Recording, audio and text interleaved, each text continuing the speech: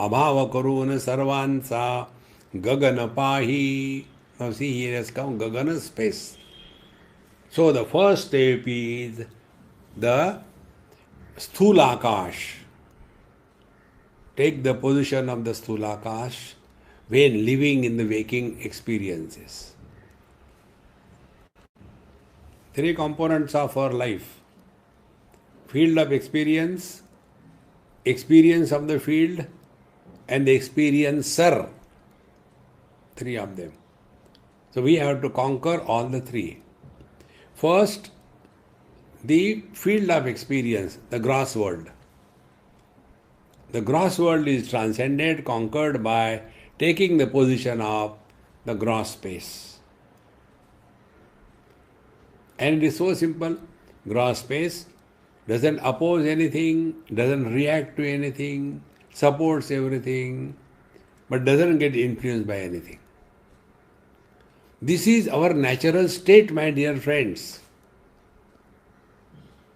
Like the vision, supports all the colors and forms, rejects nothing, but doesn't get influenced by anything. It is a natural state. We don't have to do. See? But when you do this Trataka, you are doing. And getting lost in the objectivity. Therefore, abhava karuni sarvansa gagana pahi. Then come to this point of first the gross space, bhutakash. Then the next step comes. Where is the gross space? Gross space is in the mind. When the mind is closed, as in deep sleep or dream, where are we? What are we? And when are we? Nothing. Because the gross space is in the mind. So what are the contents of the mind therefore? Mind space. Like the gross space has got gross contents. Mind space has got the thought contents. So like the gross space supports everything, opposes nothing, but doesn't get influenced by anything, exactly the same principle. The mind space supports all thoughts, noble, ignoble, good, bad, divine, devilish, every kind of thought. But the mind space doesn't get influenced by any thought. So while living in the world, drashta bhav.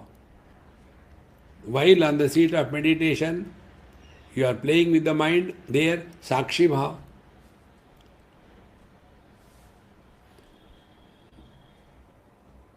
We give challenge to the mind, okay, let any thought come, let me see whether you can disturb me or not. So we remain firm. Let the thoughts come and go, who cares? Good thought has come, no comment. Bad thoughts has come, no comments.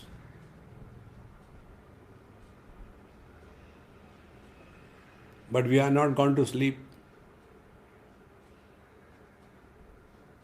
Slowly, when we take the position of the mind space, we are liberated from the clutches of thoughts.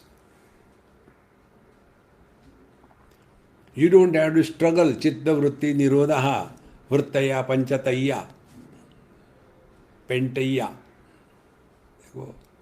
Don't struggle with that. Then you will come to know thoughts come to somebody. We keep that somebody intact and try to close the thoughts. It can never happen. With only understanding it can happen. Mind is not disturbed by any thought because mind supports every thought. Where the thoughts will come? Will they come in the nose or what? But we struggle. No thought should come. Then where the thought should go? See, our struggle to control the mind, it should be thought free, is like trying to pick up the spilled mercury on the marble floor by hand and put it in a container. You can never do it. So, we have first of all given up gross body identification by functioning as a gross space, then subtle body identification or the mind is the thoughts in the mind are dropped by practicing the mind space. Then the third thing comes, the experiencer. So object of experiences exist in the gross space. Experiences of the object exist in the mind space. Now both the gross space and mind space, they are not influenced by the contents and the experience respectively. Now we come to the third, the Chidakash. Chidakash is the solid space. See, when known and the knowledge is dropped, there is no knower. So, knower known knowledge, Triputi, is completely erased, completely dissolved. And what remains is a solid reality. Solid because other than this, Ekameva Dvitiya, non-dual reality, other than this, there is nothing, therefore solid. And space because although there is nothing, yet it has the potentiality to express as everything.